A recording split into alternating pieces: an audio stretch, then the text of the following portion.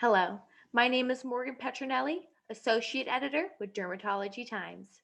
Today we're discussing the residency match process, including how the process works, tips on what to do and what not to do, questions you should ask yourself, and what to do in the instance that you don't match. Today I have joining me Dr. Jay Wofford, North Texas Regional President of U.S. Dermatology Partners. Well, thank you so much for joining me today. So, my first question I want to start off with, especially for those who might be in med school and entering this whole kind of process, can you explain the match process for those interested?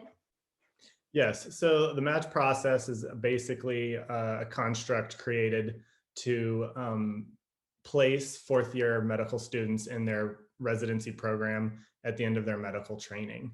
And basically, how it works is starting out in fourth year, you start applying to programs in your chosen specialty. There's application process that's pretty standardized across all residency programs in the country. Some programs have extra requirements that you have to meet for their application process. But basically, you compile all your information from your medical school grades, letters of recommendation, test scores, and possibly even an essay, an application essay, and you send it in to all the programs you want to apply to.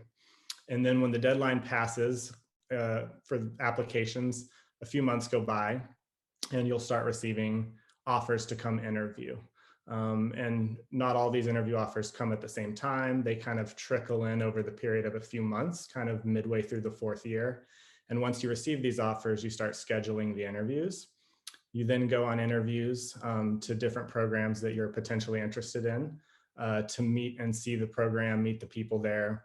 And then at the end of that process, when interviews are completed, you compile a list of the programs that you want to match into or where you want to do your residency from top choice all the way through as many as you want to rank.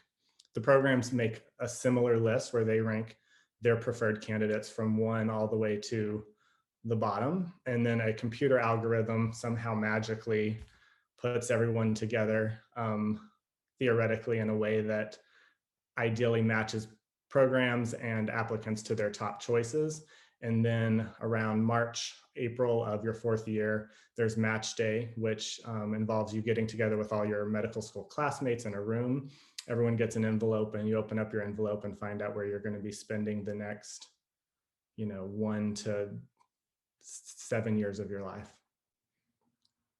Yeah, that's definitely, a very long process for, something that's, very important for these doctors, especially to take the next step into, actually becoming, board certified and everything like that. So my next question is, what is your experience during the match process?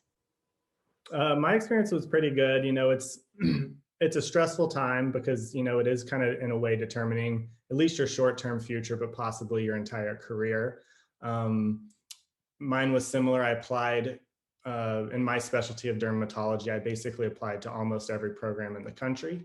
Um, Lots of time spent writing application essays, um, paying application fees, sending all that in. And then when interview time rolled around, there's that couple month time frame where you're trying to you still have your medical school duties, your fourth year clinical duties, and so you still have obligations there, but you're also trying to get to as many interviews as you possibly can. So it's kind of a whirlwind couple of months traveling, sometimes far distances for very short periods, just a day at a time, to do these interviews. And then after you finish that, you have the tough decision of deciding how you're going to rank programs. In my personal experience, there were many very, very good programs that I could have seen myself very happy training at. And so it was a tough decision. Ultimately, I made my rank list and submitted it. And at that point, it's kind of just a waiting game until match day rolls around. And the closer it gets, the more nervous you get. And finally, it all kind of culminates on that day. And um, worked out for me. I ended up getting my top choice and was very happy with that choice. Had a great experience during my training. So I had a good experience with it, but it definitely was, stressful and exciting during the actual process. That's great to hear. So my next question is, what would you say are your top questions to ask during the interview process? Yeah, I think there's the most important kind of question to ask yourself before you start the interview process is what's really important to you? What do you want out of a training program? And then you kind of tailor your questions to that. For me personally, I wanted a program that was going to set me up to be an autonomous provider in private practice after my training. I knew that going in. And so I asked a lot of questions about how much autonomy does the program allow you in the later part of your residency? How much does the supervision kind of scale back and allow you to make your own decisions and manage your own patients? So, autonomy in the later part of my residency training was something that was important. So, I asked about that. A lot of people are interested in doing clinical research or even basic science research. And so, it's definitely worthwhile to ask about how the research program within any institution works to get an idea if that's one of your interests. Um, Specialty clinics is another important thing to ask about. If you have a specific area of interest, whether it's the surgical side or for me in dermatology, if you had an interest in cosmetics or a certain disease state like eczema or psoriasis, a lot of times it's good to ask about specialty clinics within the residency program. And that can apply to any specialty, not just dermatology. And then if you're somebody who's interested in leadership or possibly being a leader within your field, whether it's a local medical society or just within your own specialty medical society, you can ask about opportunities for resident leadership positions to kind of start that process.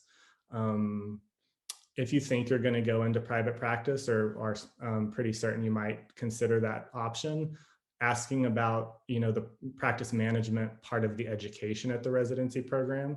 I think most residency, if not all residency programs in the country, are going to give you a really good medical education, but not all necessarily teach you aspects of practice management, business management, things like that. And some programs do. And if that's something you're interested in, it's important to ask that beforehand.